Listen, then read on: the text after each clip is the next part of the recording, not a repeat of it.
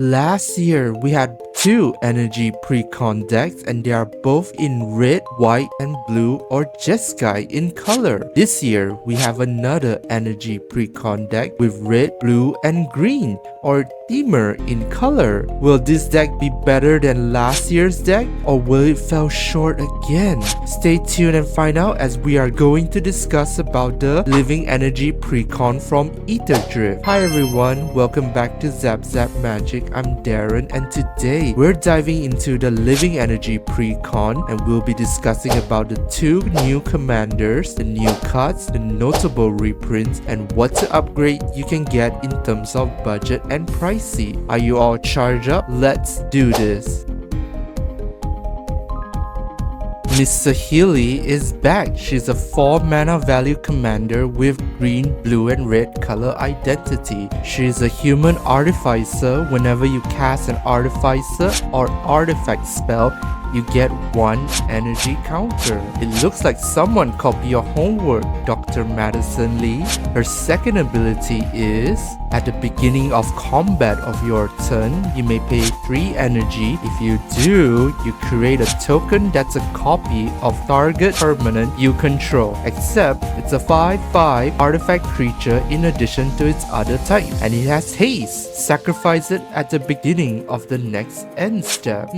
Don't you think this looks very familiar, Satya? Basically, I feel that Saheeli is a bit of Dr. Madison Lee and Satya combined. She can help generate energy counters, and her payoff is to create token that's a copy of a permanent and bash your opponent. The secondary commander is Pia Nalar, Chief Mechanic. She's another human artificer. Whenever one or more artifact creature you control deals combat damage to a player, you get 2 energy. It checks for each player, so maximum in a 4-player situation, you get 6 energy. At the beginning of your end step, you may pay 1 or more energies. If you do, you create a XX colorless vehicle artifact token named Nalar Aetherjet with flying and crew 2, where X is the amount of energy spent this way. Hello, energy version of Professional Facebreaker. Essentially, you are getting rewarded for bashing your opponent, and there is an energy sink too. That is so synergistic, and once again, both commanders are working very well together.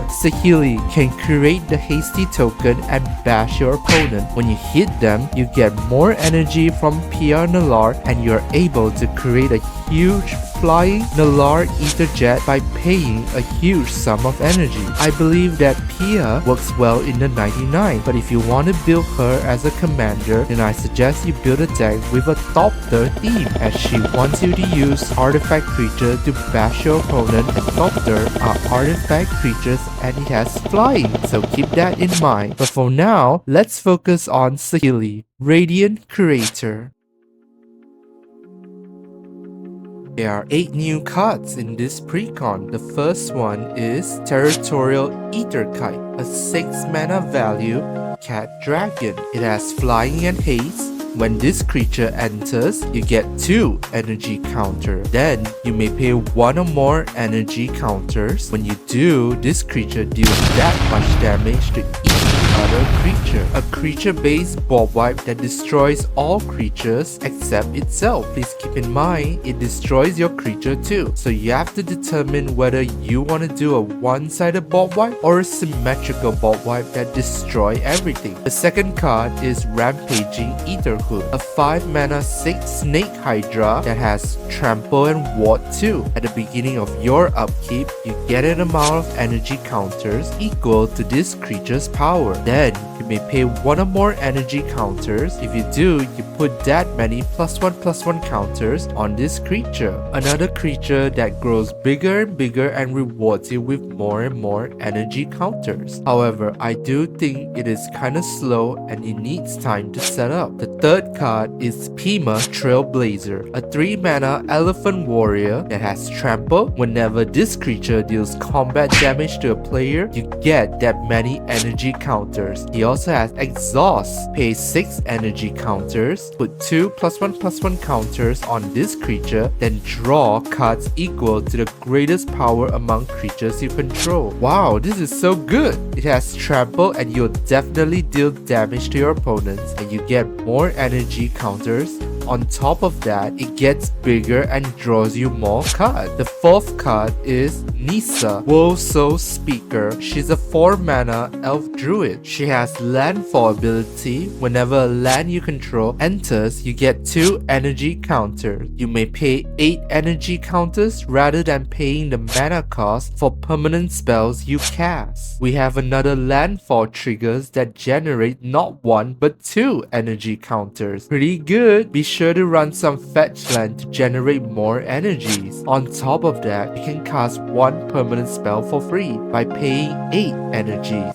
Omniscient for 8 energy? Sign me up. The fifth card is Strike Hanger Automaton. It's a 3 mana value construct where Thopters you control gets +1/+1. If one or more artifact tokens would be created under your control, those tokens plus an additional 1/1 colorless Thopter artifact creature token with flying are created instead. Wow, Pioneer deck is going to be very happy about this. Having tons of 2/2 in the air can be very threatening. The sixth card is Aetherdrift Amplifier, a 3 mana artifact that taps to add 1 mana of any color, or you pay 4, tap it, choose 1, and activate only as a sorcery. Double the number of each kind of counter on target permanent, or double the number of each kind of counters you have. You can double your energy counter with this card, but please be careful if you have 5 or more poison counters, as it will double that too. It works for experience counter as well. You can also double your planeswalker loyalty counters, but to activate this, you need to pay 4 mana, and it can only be done at sorcery speed. Again, you don't want to break this card, but man, that is quite expensive to activate. The 7th card is Adaptive Omnitool. It's a 2 mana artifact where equipped creature gets +1/+1 for each artifact you control. Whenever equipped creatures attack, look at the top 6 card of your library. You may reveal an artifact card from among them and put them into your hand. Put the rest of the cards onto the bottom of your library in a random order. I guess it is a good equipment in a Voltron deck like Iron Man or Arna deck, as you can get more and more artifacts into your hand. In an Arna deck, you get to create copies of this card. Lastly, we have Aetherflux Conduit, a 6 mana value artifact. Whenever you cast a spell, you get an amount of energy equal to the amount of mana spent to cast that spell. And then you get to tap this, pay 50 energy to draw 7 cards, and you may cast any number of spells from your hand without paying their mana cost. Holy cow! Is this the cousin of Aetherflux Reservoir? That is so cool! With Etheric Amplifier and Sahili, I think getting 50 energy is not an issue. Then you can draw 7 cards and cast anything for free? That is so insane! Here are some notable reprints in this deck. The first one is Druid of Purification. This is a great card to destroy any artifacts and enchantment. The second one is Elder Gargaroth, a very good green card that draws you card and gains some life. The third one is Triplicate Titan, a big creature that can generate tokens when it dies. The fourth card is Retrofitter Foundry. Wow, I haven't seen this card in ages. Pretty good in generating tokens. Next one is Conjurer's Closet, which got recently reprinted in Innistrad Remastered. Next is Lightning Greave. Yikes, this is still expensive. Next one is Panharmonicon. Doubling enter the battlefield effects is always good. And lastly, Academic Ruins. Wow, an artifact recursion in a land.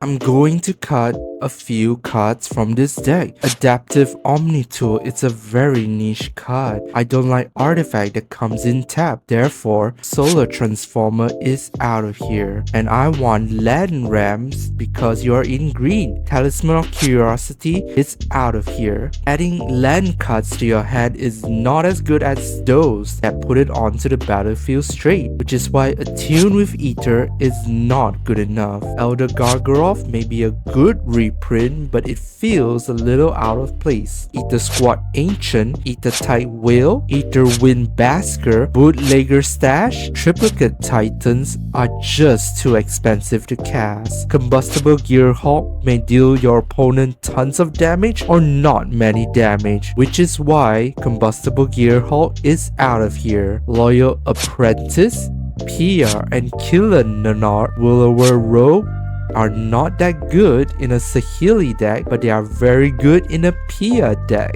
Cultivating Caravan, Disallow, Era of Innovation, One with the Machine, Omnithopter of Paradise, Pima, Aetherseer, Saheeli Sublime Artificer, Rampaging Aetherhood are just not good enough. They are better options. We are also cutting one forest, one island, one mountain because there are way too many lands in this deck. Panharmonicon, Conjurer's Closet are out of here because we won't be running that many Enter the Battlefield ability. Here are some budget upgrades you can make in this deck. Padim, Console of Innovation, Tempest Harvester, Thought Monitor are all good card draw engines. Royal Cartographer is a great way to generate energy counters. Blaster Hawk can be a great payoff and a big beat stick. Behemoth of the Vault Zero is a great energy payoff too, and when it dies, it can destroy any non-land permanent. Aether Revolt, it's also another great energy payoff when you use those energy counters, and it can be a win condition as well. Heroic Intervention may be a little pricey, but it's a great protection spell. Aether Spike, Galvanic Discharge, Volatile Stormdrake are all great removal for this deck. M-Raptor is another energy payoff and it allows you to cast more spells. Enthusiastic Mechanaut, Ethereum Sculptor, Foundry Inspector are artifact cost reducers for your artifacts. As you can see, there are tons of 6 mana artifacts. Izzet Janitorium, Gonti Ether Hut are all great energy generators.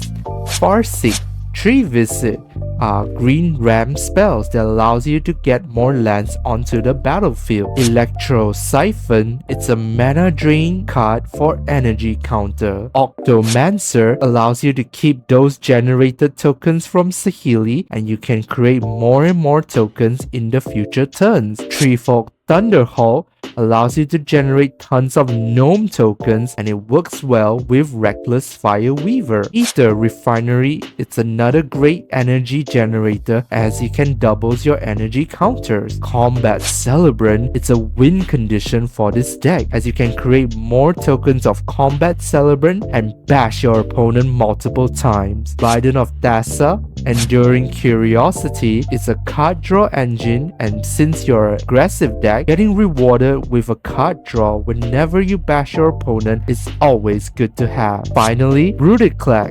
Telcore Engineer. It's very good in this deck as you can turn all your tokens into a specific ones. Here are some pricier upgrades if you have a bigger budget. Wormcoil Engine is a cheaper triplicate titan. Doira Weatherlight Captain, Mystic Remora, The One Ring are all good card draw engine. Arkham Daxon, Repurposing Bay, Goblin Welder can allows you to cheat out expensive artifact whether it's from deck or graveyard. Innkeeper Talent can double your energy counters. Inventor's Fair can gain you some life and tutor for an artifact in a later turns. Sundial of the Infinite can keep your tokens permanently. Urza Lore High Artificer can turn your artifacts into mana rock. Phyrexian Metamorph can copy other people's stuff. Adric and Niv Twin Caster, Parallel Life, Artificer class can double your tokens. Jessica's Will is a generically good card in any red deck. But Seiju, Who Endure, Udawara, Soaring City are all great removal. Mystic Forge, Sensei, Dividing Top are combo pieces that helps you generate infinite energy counters with Saheeli. Portal to Phyrexia is a disgusting card that makes your opponent sacrifice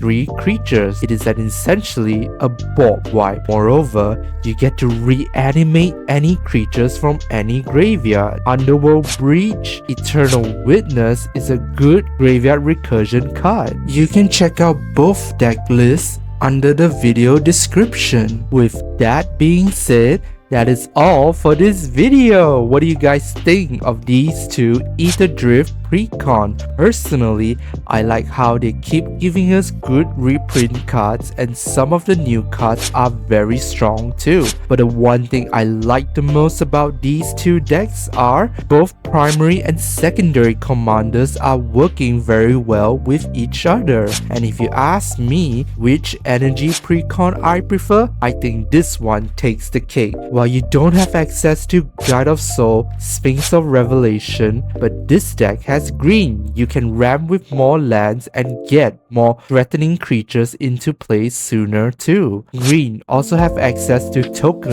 doublers like white. It's just that you won't be getting more life than the Jeskai version, but who cares if your opponent is dead faster than usual. Are you excited for this Precon? Is this the best energy Precon so far? Please let me know down in the comment section below. Thank you so much for watching, you guys, and I'll talk to you all in the next one.